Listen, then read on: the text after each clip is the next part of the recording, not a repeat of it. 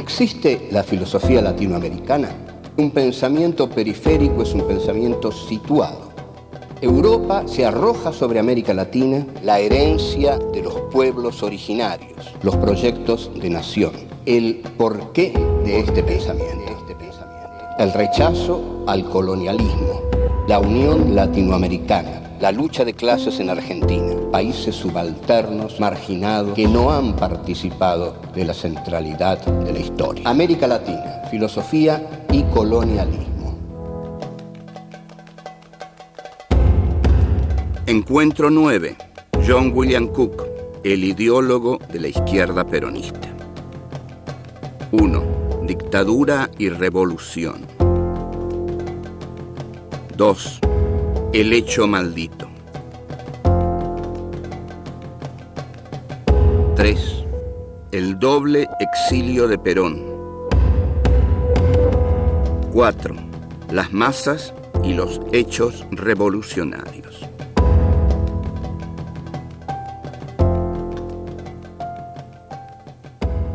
Este es nuestro encuentro número 9 de Filosofía Aquí y Ahora, nuestro ciclo número 4. En este encuentro número 9 vamos a hablar de John William Cook, el que podemos considerar el gran ideólogo de la izquierda peronista.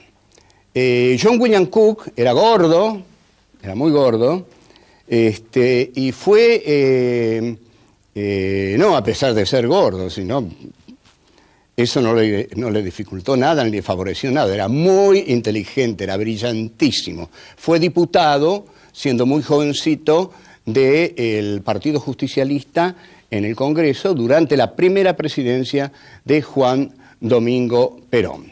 Durante esta presidencia, Perón decide tomar una medida terminante con respecto a un diario que lo venía incomodando particularmente, que era el diario La Prensa.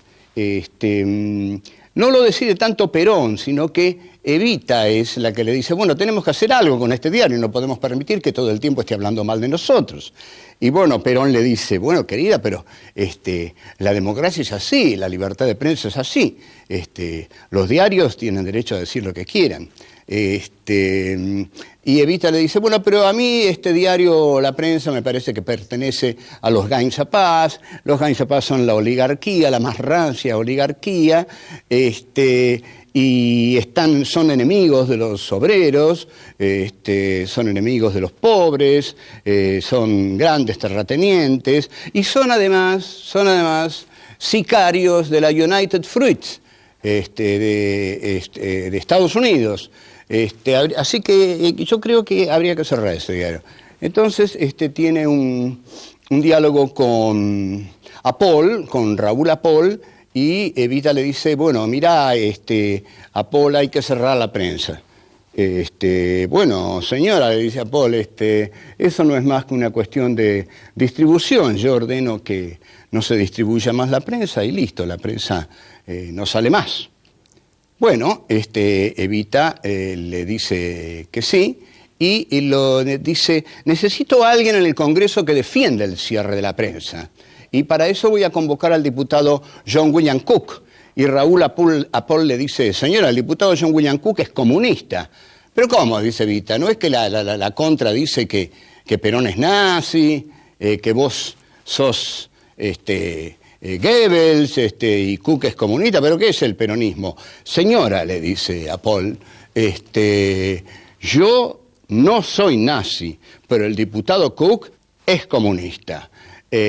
Bueno, pese a esa opinión del señor Apol, el diputado John William Cook en marzo de 1951 da un célebre discurso en el Congreso de la Nación en el cual fundamenta ideológicamente el cierre del diario La Prensa, diciendo que la prensa es enemiga de los intereses obreros y que el peronismo representa en el gobierno a esos intereses obreros a los cuales la prensa durante 100 años de existencia casi se ha opuesto, y que además la prensa defiende los intereses de la United Fruits, que la prensa está en manos de unos pocos y poderosos terratenientes, poseedores de vacas pertenecientes a las altas clases dominantes, y que cuando la prensa clama por la libertad de prensa, está clamando por la libertad de su propia empresa, de su propio poder, de su propia familia, de su propia tradición, de la United Fruits y de las tierras de los Gains a Paz. Esto dice Cook en el Congreso. Bien, el discurso de Cook pasa a la historia como un discurso, por supuesto, virulento de un hombre de izquierda que quería cambios radicales en la base de la sociedad. Se encuentra con Evita, Cook, y Evita le dice, pero, che, Apol un poco de razón tiene, vos sos bastante comunista. No, señora, yo no soy comunista. ¿Y yo qué soy? Le dice Evita. Yo soy una dictadora, como dicen.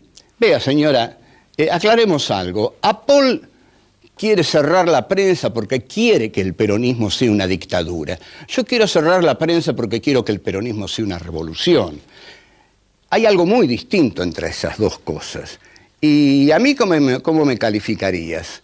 ¿Como una revolucionaria o como una dictadura? Entonces Cook le dice, señora, cuando una revolución es una dictadura, se justifica. Ahora, cuando una dictadura es meramente una dictadura y nada más, es algo lamentable. De modo, señora, que mucho cuidado. Si usted implanta una dictadura, que sea una revolución. Esto está tomado del film Eva Perón, que tiene guión original mío, así que lo que dije está en ese film. Es un diálogo densamente ideológico entre Evita, Cook y el problema entre la dictadura, la revolución, la libertad de prensa y la libertad de los poderosos.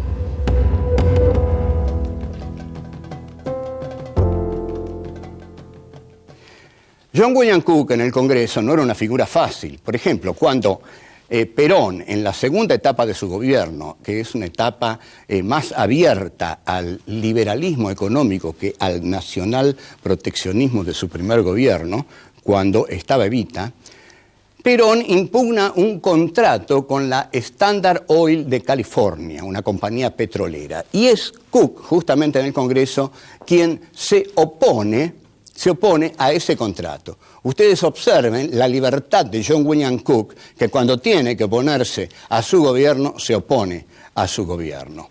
Ahora bien, después de los bombardeos criminales del 16 de junio de 1955, en los cuales se bombardea una ciudad abierta, desprotegida,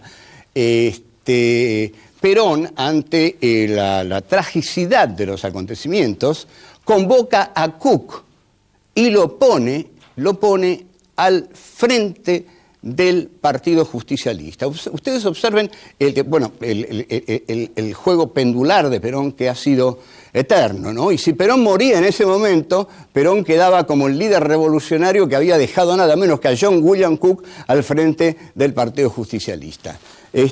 Cook le dice que la única salida que hay frente al ataque del gorilaje desbocado que a toda costa quiere derrocar a ese gobierno, que era el gobierno constitucional, es una respuesta violenta, pero con las masas como protagonistas.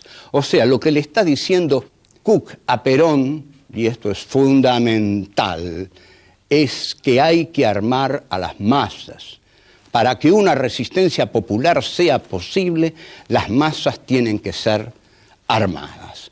Pero Perón, como todo líder burgués, no va a armar nunca a las masas, porque aunque sea un líder popular, es un líder burgués y siempre va a tener miedo de que si arma a las masas pasen sobre él, vayan más allá de lo que él quiere que vayan y pasen sobre él. Entonces, ante eso, se retira y toma la famosa cañonera paraguaya, que es, digamos, es un acto, bueno, es un acto de huida, porque en ese momento la CGT pedía armas, los obreros salían a la calle a pedir armas, en tanto el líder no quería pelear, porque sabía que una lucha de ese tipo, basada en el proletariado, iba más allá que su propia ideología.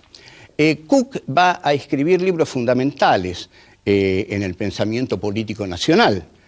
Cook es un hombre de una gran inteligencia. Cook había leído muy bien a Sartre, y no a cualquier Sartre. Había leído al Sartre de la crítica de la razón dialéctica, la critique de la raison dialectique, que no es el ser y la nada, ya es un Sartre denso, con una metodología poderosa, y Cook lee ese texto y elabora su afirmación teórica fundamental, que es que la política no parte de una verdad visualizada y conocida por una minoría, sino que parte del conocimiento que tengan de las grandes líneas estratégicas las masas. Son las masas las que deben tener el conocimiento de las grandes líneas estratégicas de lucha, y de ahí hay que partir. El error de la vanguardia es trabajar por fuera de las masas, creerse superior a las masas y creer que la verdad que tiene la vanguardia la tiene que infiltrar en las masas y que esa verdad le permite estar por encima de las masas. Cook nunca creyó en esto. Entonces, para Cook, que piensa sobre todo al peronismo del 55 al 68, que es la fecha en que él muere, el peronismo es lo que él llama el hecho maldito del país burgués. Ese peronismo inintegrable del 55 en adelante, ese peronismo que Cook queda deslumbrado por la huelga del frigorífico Lisandro de la Torre, que es una huelga ejemplar, en gran medida porque Perón no la conduce, Perón no tiene nada que ver con esa huelga, porque es la comuna de Mataderos, porque es la gente de Mataderos respaldando a los obreros del frigorífico Lisandro de la Torre, los que se declaran en huelga en nombre del peronismo, la lucha de clases y la dignidad del salario obrero. Es el plan Conintes de Frondizi, con tanquetas, tanques y 2.000 soldados, el que va a aplastar la huelga quizás más genuina, o una de las más genuinas, la más genuina del peronismo, sin duda alguna, sin burócratas, sin conducción de Perón, con apoyo barrial de la barriada de Mataderos, una huelga que es realmente un orgullo. Fue aplastada por 2.000 soldados, tanques, por el doctor Frondizi, apoyado por los militares, por supuesto. Permiso.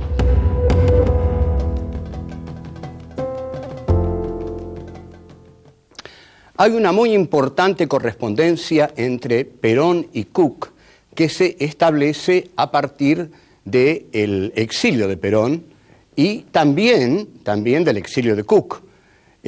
Cook recala finalmente en la Cuba de Castro.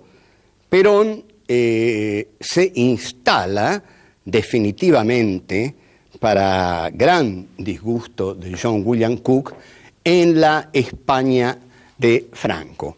La correspondencia entre Perón y Cook se publica en 1972, es el momento de publicarla, porque la militancia juvenil, la izquierda peronista, estaba hambrienta de ideología, estaba hambrienta por conocer el pensamiento de John William Cook y la respuesta que Perón había tenido por este pensamiento.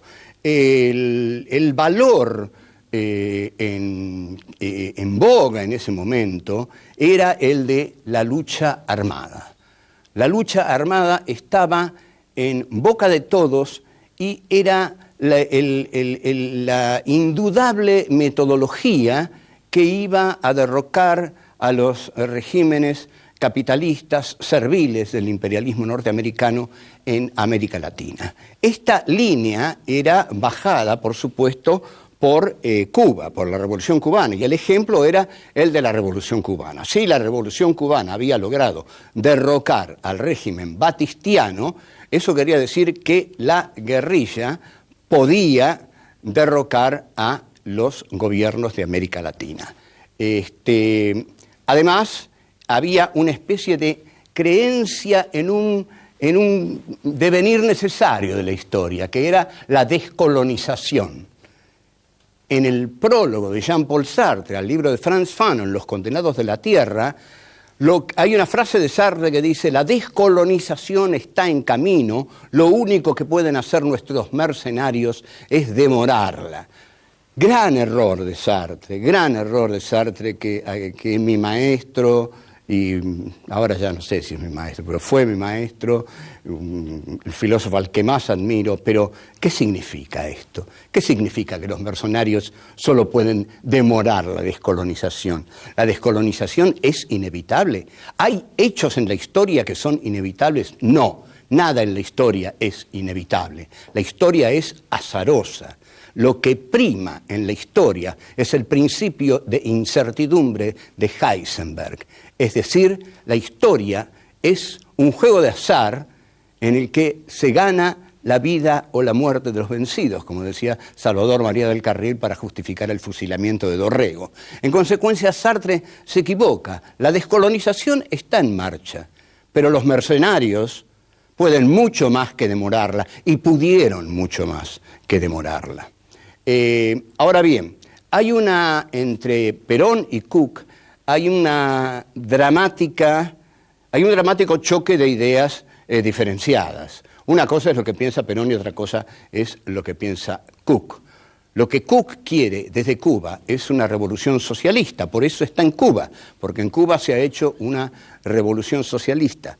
Lo que Perón quiere no es una revolución socialista, aunque durante esos años, cuando muere el Che Guevara, diga, por ejemplo, ha muerto el mejor de los nuestros. Pero Perón durante esos años hace un juego pendular en el cual a veces le da manija a la izquierda, a veces manija a la derecha. Perón seguía queriendo su comunidad organizada del 45. Cook, entonces, le manda cartas definitivas de una lucidez extraordinaria. Usted, le dice, usted no está en Occidente, usted está en Santa Elena. Esta frase es formidable, es contundente. Yo no sé cómo Perón no se ofendió y no lo mandó al diablo, pero usted no está en Occidente, está en Santa Elena. Lo que usted no puede captar desde donde está es la vivencia revolucionaria de América Latina. Eso se capta únicamente estando en América Latina. Si usted está en la España de Franco, nunca va a captar lo que está pasando aquí. Es como si Eisenhower hubiera dirigido el desembarco en Normandía desde un campo de concentración. ¿Qué quiere hacer usted? ¿Cómo va a entender usted la revolución latinoamericana desde la España de Franco? Es imposible. Véngase aquí. Usted es un doble exiliado. Usted está exiliado por los militares de la Argentina y está exiliado por usted mismo del clima de la revolución que se vive en América Latina. En consecuencia, lo que yo le pido, le dice Cook, es que usted venga a Cuba. Ahora, Perón no podía ir a Cuba. Si Perón iba a Cuba, tenía que someterse a Castro, ante todo. Y tenía que hacer un montón de cosas que Castro le iba a pedir y que generalmente, o estoy seguro, iban a ir más allá de la ideología de Perón. Mientras tanto que Franco fue hábil con Perón y no lo molestó mucho. Entonces, como Cook insiste, no se da cuenta de esto, insiste, venga a Cuba, al final dice, bueno, lo lamento, me doy cuenta de que todo lo que yo le estoy diciendo es inútil.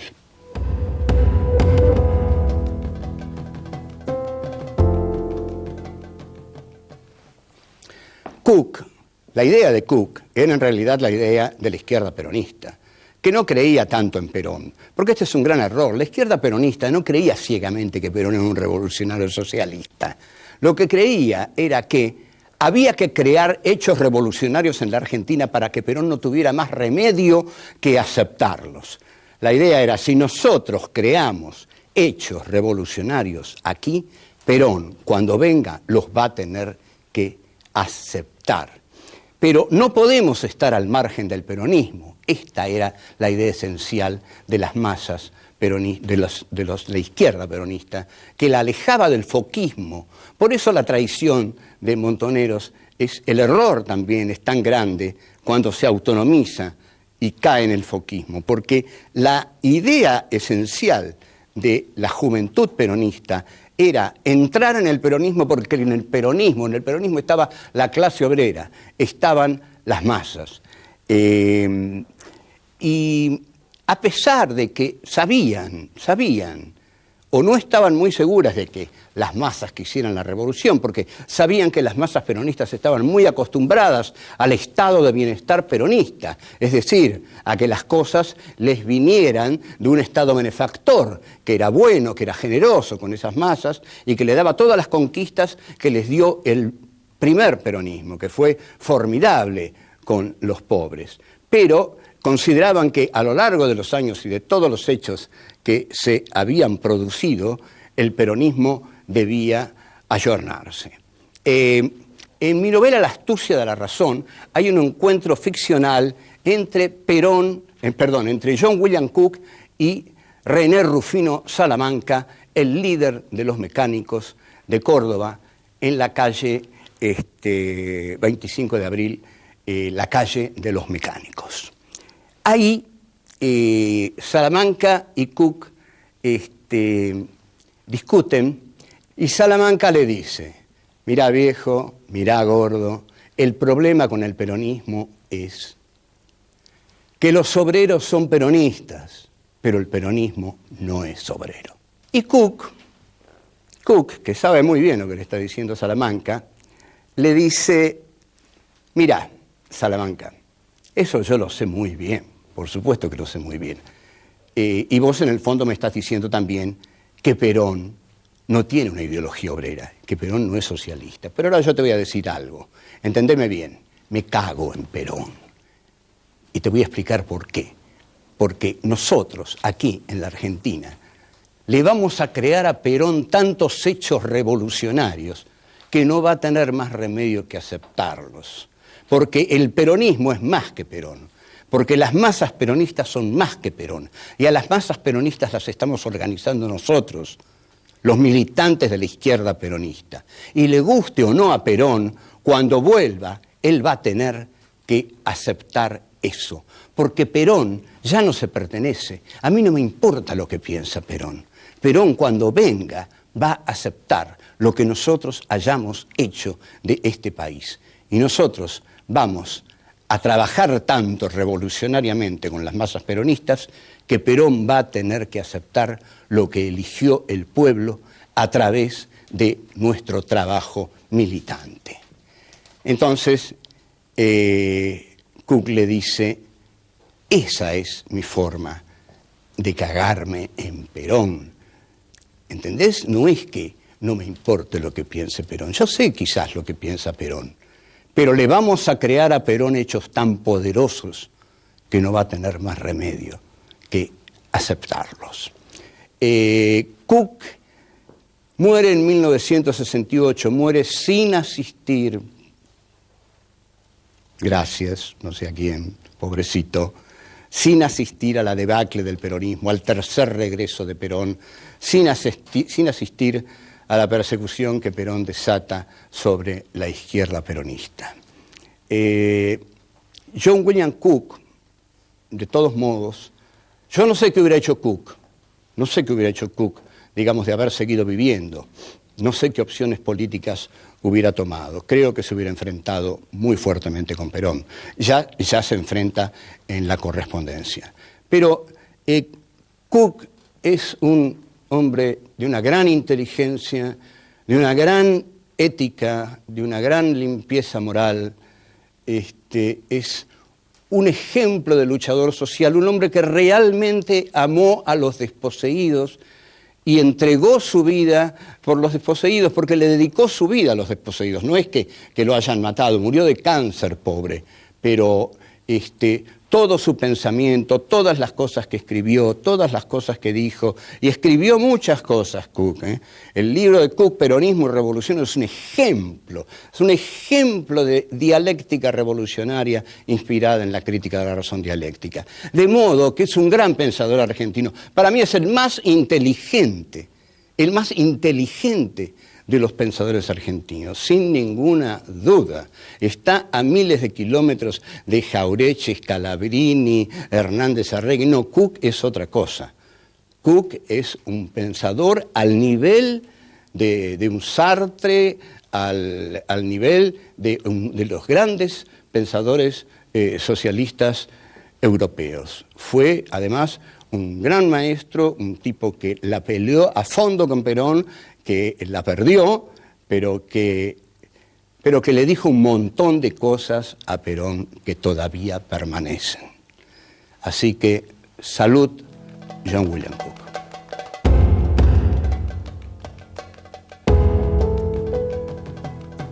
¿La descolonización es inevitable? ¿Hay hechos en la historia que son inevitables? No, nada en la historia es inevitable. La historia es azarosa. Cuando una dictadura es meramente una dictadura y nada más, es algo lamentable.